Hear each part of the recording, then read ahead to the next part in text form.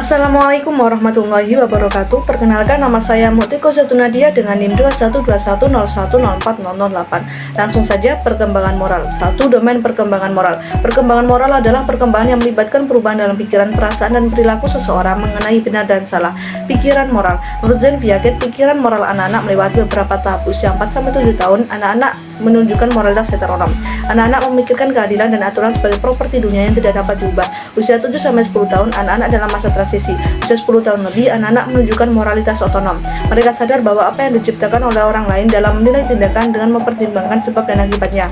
Kolbeck menggambarkan 3 tingkat pikiran moral yang masing-masing memiliki 2 tahap. Tingkat 1, tingkat prakonvensional. Tahap 1, orientasi hukuman dan kepatuhan. Anak-anak patuh karena orang dewasa menyuruh mereka untuk patuh. Tahap 2, individualisme, tujuan, dan pertukaran. Individu mengejar kepentingan pribadi tetapi membiarkan orang lain melakukan hal yang sama. Tingkat 2, tingkat konvensional. Tahap 3, harapan antar pribadi yang menguntungkan hubungan dan kesesuaian antar pribadi. Individu menghargai kepercayaan, kepedulian, dan kesetiaan orang lain sebagai dasar untuk penilaian moral. Tahap 4, moralitas sistem sosial. Penilaian moral didasarkan pada pemahaman dan ketertiban sosial, hukum, keadilan, dan kewajiban. Tingkat 3, tingkat pasca konvensional. Tahap 5, kontrak sosial atau utilitas dan hak individu. Individu beralasan bahwa nilai, hak, dan prinsip-prinsip yang mendasari atau melampaui hukum.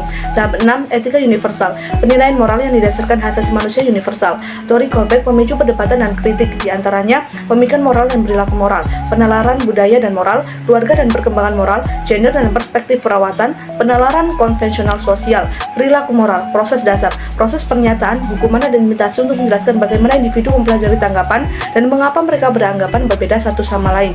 Teori kognitif sosial menekankan perbedaan antara kompetensi moral adalah kemampuan untuk melakukan perilaku, kinerja moral adalah melakukan perilaku dalam situasi tertentu. Perasaan moral. Menurut William Damon, perubahan empati anak ada 4 periode. Masa bayi awal, misalnya anak mengisap ibu jarinya. Usia 1-2 tahun, bayi merasakan perhatian yang tulus tapi bayi tidak dapat mengartikan realisasi dari orang lain. Anak usia dini, anak sadar bahwa pandangan orang adalah unik dan memiliki reaksi yang berbeda terhadap situasi tertentu. Usia 10-12 tahun, anak mengembangkan empati untuk orang yang hidup dalam keadaan yang tidak menguntungkan seperti orang miskin dan lain-lain. Kepribadian moral. 1. Identitas moral. Individu memiliki identitas moral ketika komitmen moral menjadi pusat kehidupan. Karakter moral. Individu memiliki keyakinan bertahan dan mengatasi gangguan dan rintangan. Teladan moral. Memiliki kepribadian moral, identitas karakter, dan seperangkat kebajikan yang mencerminkan keunggulan moral dan komitmen. 2. Konteks perkembangan moral. Pengasuhan. Kualitas relasional. Memperkenalkan anak pada hubungan timbal balik atau kewajiban hubungan dekat. Disiplin orang tua. Teknik disiplin orang tua dapat diklasifikasikan sebagai penarikan cinta, penegasan kekuatan, induksi. Strategi proaktif. Mencegah potensi perilaku buruk oleh anak sebelum terjadi.